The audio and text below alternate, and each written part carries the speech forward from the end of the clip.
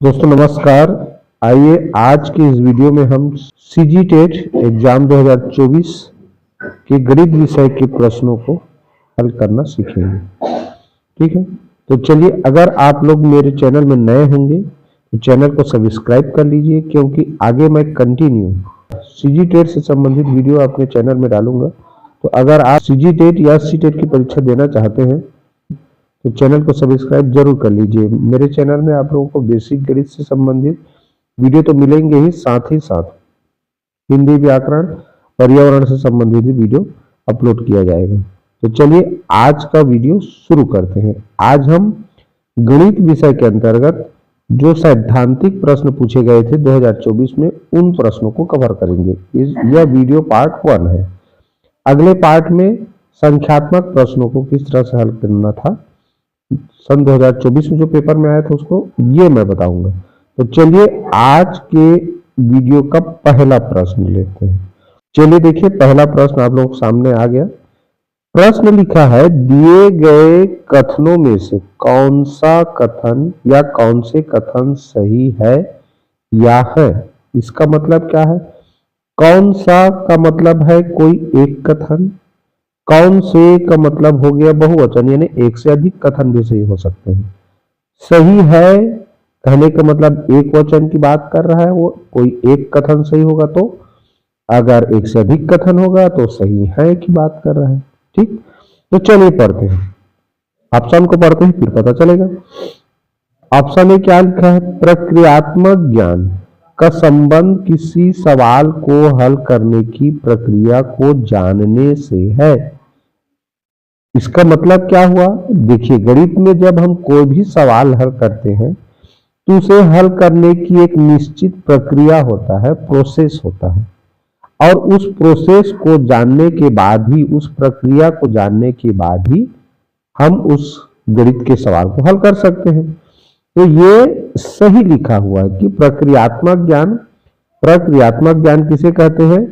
तो किसी भी सवाल को हल करने की प्रक्रिया को जानना, उसका प्रक्रियात्मक ज्ञान हो जाएगा। दूसरा देखें बी ऑप्शन को, तो ये सही है, ये निश्चित हो गया। बी को देखें तो गणित सीखने के लिए प्रक्रियात्मक ज्ञान का होना ही पर्याप्त है। अब देखो, यहां एक नकारात्मक भाव है। कौन सा? कि प्रक्रियात्मक ज्ञान का होना ही, किसी एक ज्ञान का होना ही पर्याप्त है, ऐसा लिखा है। तो यहां समझ जाओ ये गलत है, ये निगेटिव सेंस दे रहा है। भाई, केवल आपको प्रक्रियात्मक ज्ञान पता हो और उसमें जिन चीजों के बारे में बात करना है उसकी अवधारणा पता ना हो, तो आप कैसे सवाल हल कर सकते हैं? समझ रहे? तो केवल और केवल प्रक्रियात्मक ज्ञान का होना पर्याप्त नहीं है। ठीक, तो इसलिए गलत होगा। ऑप्शन सी को देखें तो किसी अवधारणा को परिभाषित करना ही अवधारणात्मक ज्ञान है। ये दिक्कत है। यहाँ क्या दिक्कत है? करना ही, यहां भी केवल वाला भाव बोध हो रहा है। ठीक है, तो करना ही मतलब किसी एक अवधारणा को ही परिभाषित करना और अवधारणात्मक ज्ञान है, तो ये भी गलत है। अगला देखें, अवधारणात्मक और प्रक्रियात्मक ज्ञान में से किसी एक का विकास दूसरे के विकास में सहायक होता है। ये बिल्कुल सही है। तो इस तरह से हमारा ए सही हुआ और हमारा ए ऑप्शन सही हुआ और डी ऑप्शन सही हुआ। तो इस तरह से देखिए, ए और डी किस में लिखा है? ऑप्शन ए में। तो ऑप्शन ए इसका सही उत्तर है। ठीक, जब भी केवल वाला सेंस आए जिसमें केवल यही सही है, इस तरह का ज्यादातर नकारात्मक सेंस देने वाला जो ऑप्शन होता है वो गलत रहता है। ठीक, तो इसमें ऑप्शन ए बिल्कुल सही है और ऑप्शन डी, तो किसमें लिखा है? ऑप्शन ए में देखो, केवल ए और डी सही लिखा है, तो यही इसका उत्तर होगा। आशा समझ में आ गया होगा। अगला प्रश्न देखते हैं। अगला प्रश्न देखो क्या लिखा है। बैंकिंग मॉडल के तहत सीखने वाले से क्या अपेक्षा होती है? कोई बच्चा बैंकिंग मॉडल के तहत सीख रहा है तो उससे क्या अपेक्षा कर सकते हैं, ये पूछा जा रहा है। तो देखिए, सहपाठियों के साथ परस्पर सहयोग से काम करें, सिखाई गई विधि से एक ही तरह के अनेक प्रश्न हल करें, याद रखने की क्षमता अधिकतम उपयोग करें, सीखने के लिए अपना रास्ता स्वयं ढूंढने का प्रयत्न करें। तो बैंकिंग मॉडल होता क्या है, पहले ये जान लें। जैसे बैंक में हम क्या रखते हैं, अपना रुपया पैसा जमा रखते हैं, तो बैंक को मानना है दिमाग। क्या मानना है? अपना दिमाग। और ज्ञान है पैसा। ज्ञान को क्या मानना है? पैसा। तो बच्चा क्या करता है? ज्ञान को अपने दिमाग में स्टोर करता है, ठीक है, जमा करते जाता है। तो ये इसको आप कैसे समझना है? रटंत प्रणाली से। कोई बच्चा किसी चीज को रट रट के याद करता है तो वही तरीका कहलाता है, वही पद्धति कहलाता है बैंकिंग मॉडल। वहां पर समझने की जरूरत नहीं होती, समझ कर याद कर रहा है ऐसा नहीं होता वहां, बस वो याद कर लेता है किसी चीज को, ठीक। तो ये जो रटन पद्धति है ना, किसी भी चीज को याद करने वाली जो पद्धति है रटन पद्धति, यही बैंकिंग मॉडल में आता है। तो याद रखने की क्षमता का अधिकतम उपयोग करता है, ये इसका सही उत्तर होगा ऑप्शन सी। बैंकिंग मॉडल के तहत सीखने वाले से क्या अपेक्षा होती है? याद रखने की क्षमता का वो अधिकतम उपयोग करता है। क्लियर? चलिए अगला प्रश्न देखिए। ये प्रश्न क्या कह रहा है, देखिए, सुमेलित कीजिए। अब यहां से ये एक लाइन में है और ये यहां से इधर हमको सुमेलित करना है। बैंकिंग मॉडल, अब बैंकिंग मॉडल अभी बताया मैंने, क्या उसमें याद रखने की रटन प्रणाली वाला भी तरीका होता है बैंकिंग मॉडल सीखने का। तो देखो क्या लिखा है, सीखने की प्रक्रिया में सक्रिय रूप से शामिल होना, एक कथन जिसे प्रायः बिना प्रमाण के सत्य माना जाता है, पढ़ी गई बातों को ठीक तरह से दोहराना। तो ये हो गया, पढ़ी गई बातों को वो याद कर लिया है वो। अब पढ़ी गई बात को याद कर लिया रहेगा तो वो ठीक तरह से दोहरा सकता है। तो यही हो जाएगा ऑप्शन ए का, क्या हो जाएगा? सी, यानी तीसरा। तीसरा किस में लिखा है? देखो ऑप्शन ए में तीसरा दो ठो में है, तो ये दोनों तो गलत। अब देखो रचनावादी मॉडल, तो रचनावादी मॉडल में कुछ नया करता है बच्चा, तो नया किस में कर रहा है उसको देखिए। तो सीखने की प्रक्रिया में सक्रिय रूप से शामिल होना, तो ये आएगा इसके अंतर्गत। और देखिए कुछ निर्देशों की एक श्रृंखला का पालन करना, तो निर्देशों की श्रृंखला का पालन करना ये आता है प्रोग्रामिंग में, यानी सी का 4 होगा और रचनावादी का ये 1 हो जाएगा। तो देखो बी का 1 इसमें है, ऑप्शन बी में देखो बी का 1 है और सी का 4 है, तो यही इसका आंसर हो जाएगा ऑप्शन बी, ये ठीक। अभिगृहित का क्या हो जाएगा? एक कथन जिसे प्रायः बिना प्रमाण के सत्य माना जाता है, माने उसके बारे में जानता नहीं है, बस उसको किसी ने कह दिया तो उसको सत्य मान लेता है, सही मान लेता है, उसका वो प्रमाण या प्रूफ नहीं खोजता, ठीक। तो बैंकिंग मॉडल रटन प्रणाली, यही भाई कोई याद कर लिया है तो क्या करता है, जैसे देखना जैसे बच्चे लोग पहाड़ा याद कर लिए रहते और फटाफट पढ़ते हैं, 2 कम 2 2 3 4 2 3 6, ठीक। तो वो रट लिए रहते हैं वो लोग, उसमें निहित जो समझ है, अवधारणा है, उसको जानते नहीं है और सीधा सुनाते हैं, बस रट लिए रहते हैं। तो ये आ जाएगा ए के साथ तीसरा वाला। रचनावादी, जिसमें कुछ बच्चा नया करे या सीखने की प्रक्रिया में हमेशा लगा रहे, तो ये सीखने की प्रक्रिया में सक्रिय रूप से शामिल हो गया। अब प्रोग्रामिंग में क्या है? निर्देशों की एक श्रृंखला का पालन करना। प्रोग्राम बनाते हैं तो क्या करते हैं, जब भी हम कोई प्रोग्राम बनाते हैं कुछ कार्यक्रम की किस कहीं जाने की, तो एक निश्चित कार्यक्रम का एक निश्चित चरण होता है कि हम यहाँ पहले जाएंगे, वहां जाने के बाद ये करेंगे, इसके बाद ये करेंगे। तो जो कुछ जो कार्यक्रम है उसका एक निश्चित श्रृंखला होता है, ठीक है। तो वही हो जाएगा वही हो जाएगा निर्देशों की एक श्रृंखला का पालन करना, तो प्रोग्रामिंग में आएगा। तो इस तरह इस प्रश्न का सही उत्तर क्या हुआ? Option B. एक चीज याद रखिए, कूट वाले प्रश्न को जब भी हल करते हैं तो एक दो ऑप्शन अगर मिल गया जिसको आप अच्छे से जानते हो, जैसे प्रोग्रामिंग का मान लो अच्छे से पता है, तो देखो इसमें सी का कौन सा आया? सी का चौथा। तो सी का चौथा किसमें दिया है? तो देखो दो ठो में दिया है, केवल बी और सी में। तो बाकी गलत हो गया, ये तो क्लियर कर लेना। रचनावादी का मान लो आपको कंफर्म हो गया, बैंकिंग का तो उसका देखो किस में दिया है। ठीक, उसके बाद दो हल करने के बाद अक्सर पता चल जाता है उत्तर। क्लियर? चलिए देखिए ये प्रश्न देखते हैं। अगला प्रश्न, किसी गणितीय सवाल को हल करने के लिए एक विशेष क्रम लागू की जाने वाली चरणों की श्रृंखला है। ठीक, क्या लिखा है इसमें कि किसी गणितीय सवाल को हल करने के लिए एक विशेष क्रम में लागू की जाने वाले चरणों की श्रृंखला क्या कहलाती है? तो ये कहलाती है एल्गोरिज्म। क्या कहलाती है? एल्गोरिज्म। ऑप्शन बी इसका सही उत्तर होगा, केवल बी ही सही है। ठीक है, किसी गणितीय सवाल को हल करने का एक विशेष क्रम में किसी जो चरण होते हैं, देखना भाई कोई भी प्रश्न गणितीय सवाल हल करते हैं तो एक निश्चित चरण से गुजरते हुए हम उत्तर तक पहुंचते हैं। तो जब किसी सवाल को हल करने के लिए एक निश्चित जो चरण बनाए गए हैं उसके लिए, तो उनको अनुपालन करते हुए या उनका अनुपालन करते हुए जब उत्तर तक पहुंचते हैं तो वही उन चरणों का अनुपालन करना ही कहलाता है एल्गोरिथम। ठीक, तो इस तरह ऑप्शन 20 का सही उत्तर है।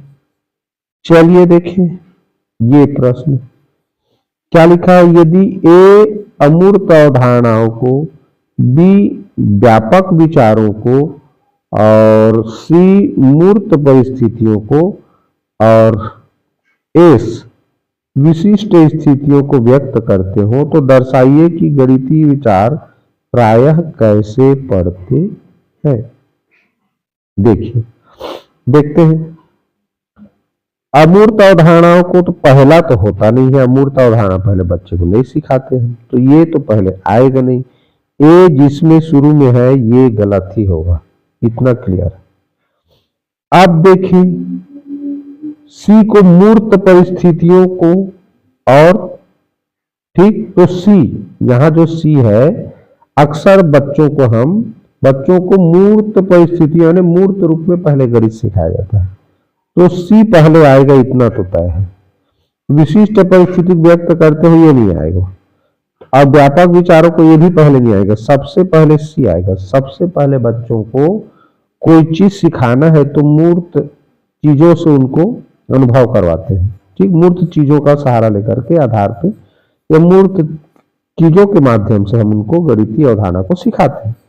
तो सी पहले आएगा और सी केवल एक ही ऑप्शन में, ऑप्शन बी में। इसका मतलब ऑप्शन बी ही सही उत्तर है। अब देख लेते हैं अच्छे से। तो सी पहले लिखा है, क्या लिखा है? सी से ए की ओर, यानी कि मूर्त परिस्थितियों से को, और फिर ए में क्या लिखा है? यदि ए अमूर्त अवधारणा। पहले मूर्त चीजों के माध्यम से अवधारणा को स्पष्ट करते हैं, उसके बाद अमूर्त। अमूर्त में जैसे संख्या, संकेत, अंक वगैरह, और बच्चों को जब जोड़ घटाव सिखाते हैं तो ठोस चीजों के माध्यम से सिखाते हैं। उसके बाद देखें ए से बी यानी विशिष्ट से फिर व्यापक की ओर, हम विशेष प्रकार के जैसे कई प्रकार के त्रिभुजों के बारे में बताए, उसके बाद फिर उससे संबंधित जो नियम है उसको सब पर लागू करते हैं। तो विशिष्ट से व्यापक की ओर जाया जाता है, फिर मूर्त से अमूर्त। तो ये बिल्कुल सही उत्तर। चलो अगला प्रश्न देखो। दो विषम संख्याओं का योग हमेशा एक सम संख्या होता है।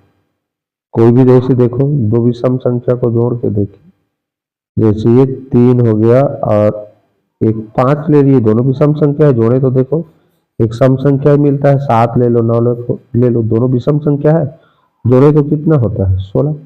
तो दो विषम संख्या को ठीक है जोड़ने पर हमेशा क्या मिलता है? सम संख्या ही मिलता है। अब ये इस कथन के सत्य या असत्य होने की जांच हम कैसे करेंगे? आनुभाविक विधि से, प्रयोग द्वारा, अवलोकन द्वारा या निगमनिक तर्क। देखिए, इस विधि का हम लोग उपयोग कैसे करेंगे, तो इसे कैसे जानेंगे, तो ये निगमनिक तर्क द्वारा जानेंगे।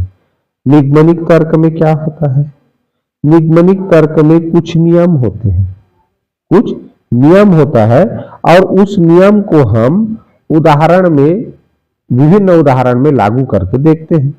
तो भाई यहां पहले से लिख दिया गया है कि दो विषम संख्याओं का योग सम संख्या होता है। ये क्या है, एक नियम है। जब नियम का उपयोग विभिन्न उदाहरणों में करके देखते हैं और वो सही पाया जाता है, तब उस नियम को मानते हैं। तो यहां हम कई, देखो यहां पर मैंने दो विषम संख्याओं का योग करके देखा, और जितने भी विषम संख्या हम ऐसे कर करके देख लें तो देखो सम संख्या ही मिल रहा है। तो इस तरह से ये जो नियम है वो सत्य है कि असत्य है, हमको पता चल गया कि ये जो नियम है वो सही है। तो जब कोई नियम के थ्रू हम विभिन्न उदाहरणों पर उस नियम को लागू करें तो वह निगमनिक तर्क द्वारा होता है। और जब हमारे पास पहले से उदाहरण हो, अब बाद में नियम बनाए उन उदाहरणों से, तब वो आगमनिक होता है। ठीक, इस तरह इसका ऑप्शन सही उत्तर क्या होगा, ऑप्शन डी। चलो देखो ये प्रश्न देखते हैं। किन मॉडलों में सीखने के ऐसे विशिष्ट उपकरणों में बांटा जाता है, सीखने को ऐसे विशिष्ट उपकरणों में बांटा जाता है जिन्हें बार बार के अभ्यास द्वारा हासिल किया जाता है। अब देखो मैंने क्या बोला था, बार बार अभ्यास। तो एक बार बार अभ्यास में क्या जरूरी है, बैंकिंग होना जरूरी है। तो बैंकिंग देखो कितना टो में है, 2 टो में है। अब रचनावादी में बार बार अभ्यास वाला काम नहीं होता, तो ये तो नहीं हो सकता। तो प्रोग्रामिंग में बार बार अभ्यास वाला होता है। देखना कभी कभी हम ट्रिक के माध्यम से कुछ चीजों के नाम हम ट्रिक से याद रखते हैं, तो वो क्या है, प्रोग्राम करके सिस्टमेटिक ढंग से। जैसे इंद्रधनुष के 7 रंगों को याद करना रहता है, तो क्या सिखाते हैं बच्चों को, बैजानी हापी नाला, बैजानी हापी नाला, ऐसे इसको याद कर लो बोलते हैं। या इंग्लिश में जो बोलते हैं तो क्या बोलते हैं, विब्योर, ऐसे करके ग्योर, ऐसे। तो ये एक सिस्टमेटिक ढंग से किसी चीज को याद करने का एक निश्चित चरण बना देते हैं। ठीक है, तो इस तरह से याद कर लेता है। तो प्रोग्रामिंग और जो बैंकिंग है चटन प्रणाली वाला, ठीक है, ये ही दोनों में बार बार अभ्यास वाला काम किया जाता है। तो ऑप्शन सी इसका सही उत्तर होगा। चलिए देखते हैं अब ये प्रश्न, मिलते जुलते बार बार होने वाले अनुभव के आधार पर नतीजों तक पहुंचने के तरीके को कहते हैं। अब मिलते जुलते बार बार होने वाले अनुभव से मिलते जुलते अनुभव के आधार पर नतीजों तक पहुंचने के तरीके को कहते हैं आगमनिक विधि, आगमनिक तर्क। क्या बोलते हैं, आगमनिक तर्क। तो मिलते जुलते बार बार, ये क्या है, बहुत सारा उदाहरण आपके सामने दिया गया हो और उन उदाहरणों को देखकर आपको पैटर्न निकालना है और उस पैटर्न से क्या बनेगा, एक नियम बनेगा। तो यही चीज हो रहा है यहाँ। मिलते जुलते बार बार होने वाले अनुभव, ये क्या है, एक जैसे लक्षण वाले कुछ अनुभव आपको गणित में देखने को मिलेगा। उससे आप किसी एक निश्चित नतीजे तक पहुंचेंगे, माने एक नियम बनाएंगे अपने दिमाग में। तो जब हम बहुत सारे उदाहरणों को देखने के बाद एक नियम बनाते हैं, कोई डिसीजन लेते हैं, किसी नतीजे तक पहुंचते हैं, तो वह विधि कहलाता है, या वह तर्क करने की विधि कहलाता है आगमनिक तर्क। ये इसलिए ऑप्शन बी इसका सही उत्तर होगा। चलो देखते हैं अगला प्रश्न। किसी वर्ग के चारों कोणों का योग 360 अंश होता है। इस कथन का विस्तार करके हम कथन किसी चतुर्भुज के चारों कोणों का योग 360 अंश होता है के बारे में सोचते हैं, तो यह एक उदाहरण है। तो यह इसका उत्तर होगा व्यापीकरण। क्या कर रहे हैं हम, जरा सोचिए। किसी वर्ग के चारों कोणों का योग 360 अंश होता है, ये हमने एक नियम जान लिया। अब वर्ग क्या है? एक चतुर्भुज है। वर्ग किसे कहते हैं? तो वर्ग एक चतुर्भुज होता है एक प्रकार का। आप अब वर्ग के चारों कोणों का योग 360 अंश होता है, मतलब चतुर्भुज के चारों कोणों का योग 360 अंश होता है। इस कथन का विस्तार करके हम कथन किसी चतुर्भुज के चारों कोणों का योग 360 अंश होता है, उस नियम को क्या कर रहे हैं और सभी कोणों सभी चतुर्भुजों पर लागू कर रहे हैं। एक नियम को उसी तरह के अन्य किसी चीज पर लागू करना वो कहलाता है व्यापीकरण। जैसे त्रिभुज का विभिन्न प्रकार ले लो, समकोण त्रिभुज ले लो, निम्न कोण त्रिभुज ले लो, विषम कोण त्रिभुज ले लो, और बच्चों को कहो कि तीनों त्रिभुज के कोणों का योगफल कर करके जोड़ के देखो, तो तीनों प्रकार के त्रिभुजों का योगफल कोणों का योगफल कर करके देखेंगे तो सब हर बार क्या आएगा? 180 अंश आया। कितना है? 180 अंश। अब 180 अंश आया तो बच्चा तय करता है वहां कि चाहे त्रिभुज किसी भी प्रकार का हो, उसके तीनों कोणों का योगफल 180 अंश होता है। ये वो क्या करता है? तय करता है। फिर उसको आगे जब भी वो त्रिभुज मिलेगा वहां उस पर क्या करेगा? उस नियम को लागू करेगा। तो वही कहलाता है किसी नियम को या किसी नतीजे तक पहुंच लेने के बाद उस नियम को आगे उस तरह का जब भी कोई सवाल आता है तो उस पर लागू करना व्यापीकरण कहलाता है। ठीक, चलिए अब देखिए प्रश्न लिखा है, यदि ए बी सी और डी क्रमशः विशिष्टीकरण, व्यापीकरण, अनुमान लगाना और सिद्ध या असिद्ध करना हो को प्रदर्शित करते हो तो चुनिए कि गणितीय तरीके से सोचने के दौरान हम किस मानसिक प्रक्रिया से गुजरते हैं। देखिए सिंपल सी बात है। पहली तो कि ए बी सी डी क्या है? पहला ए है विशिष्टीकरण, बी है व्यापीकरण और सी है अनुमान लगाना और डी है सिद्ध या असिद्ध करना। तो सबसे पहला काम होगा विशिष्टीकरण, और विशिष्टीकरण को पहला में केवल ऑप्शन ए में ही लिखा है, बाकी यहां सी से शुरू हो रहा है। तो सी क्या है? अनुमान लगाना, तो सी अनुमान पहले नहीं लगाएंगे। अब बी में देखो व्यापीकरण, तो व्यापीकरण पहले कैसे होगा? पहले तो नियम जानेंगे। ठीक, 80 यहां भी अनुमान लगाना। तो सबसे पहले जब भी हम कोई गणित बनाते हैं तो सबसे पहले हमारे पास बहुत सारा क्या आता है? कुछ उदाहरण आते हैं। उन उदाहरणों में से फिर हम कुछ नियम बनाते हैं। उस नियम को क्या करते हैं? विभिन्न और उदाहरणों में उसको लागू करके देखते हैं। ठीक, तो इस तरह से ये हो जाएगा। पहले विशिष्टीकरण होगा, विशिष्टीकरण के बाद हम अनुमान लगाते हैं कुछ। अब अनुमान लगाने के बाद क्या करते हैं? फिर उसका व्यापीकरण करते हैं। अब व्यापीकरण के बाद फिर लास्ट में सिद्ध या असिद्ध करते हैं। ठीक, ये हो तो इस तरह से हो जाएगा इसका ऑप्शन ए इसका सही उत्तर। चलिए ये देखिए ये प्रश्न, रचनावादी कक्षा के संदर्भ में आकलन को कैसे देखा जाता है? यह सीखने की प्रक्रिया को मार्गदर्शन देता है। बी को देखो, यह दर्शाता है कि बच्चे ने क्या क्या गलत किया। गलत किया को ढूंढ रहे मतलब नकारात्मक है।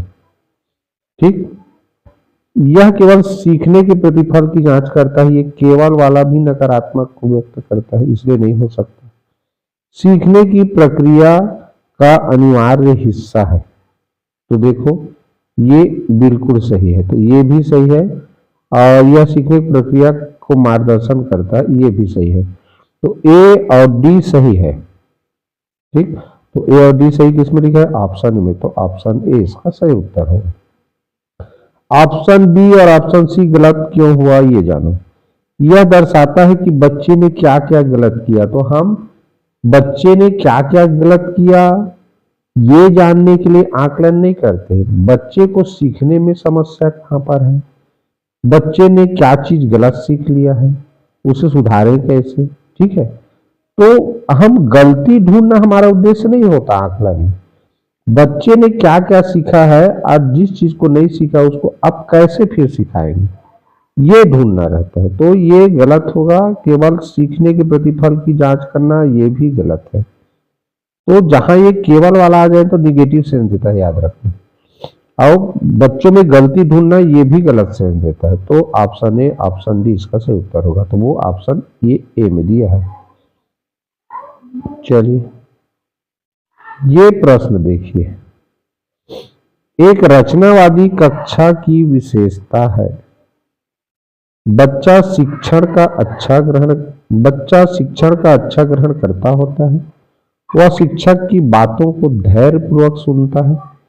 वह प्रश्न करने और अपने तर्क रखने के लिए स्वतंत्र होता है। उसे सिखाई गई विधियों के अभ्यास के लिए पर्याप्त अवसर दिए जाते हैं। तो क्या होगा इसका, जरा आप लोग सोचकर कमेंट कीजिए। वह प्रश्न करने और अपने तर्क रखने के लिए स्वतंत्र होता है। अगर कक्षा रचनावादी कक्षा है तो बच्चों को अधिक से अधिक प्रश्न करने की स्वतंत्रता होती है। अपनी बातों को तर्क सहित रखने की स्वतंत्रता होती है। किसमें? एक रचनावादी कक्षा में। तो ऑप्शन सी इसका सही उत्तर होगा। चलिए ये प्रश्न देखते हैं। जोड़ की अवधारणा सिखाते समय सिद्धांततः किस क्रम में आगे बढ़ा जाना चाहिए? देखिए पहला क्या लिखा है, चित्र, फिर ठोस। याद रखिए हम बच्चों को पहले ठोस माध्यम से गणित सिखाते हैं। ठोस के बाद आता है चित्र। क्या आता है? चित्र। ठोस एक त्रिविमीय आकृति होता है और ठोस एक त्रिविमीय वस्तु होता है, चित्र द्विविमीय होता है। तो ठोस के बाद चित्र आना चाहिए। तो ठोस के बाद चित्र देखो कि इसमें है ये चित्र प्रतीक है ना।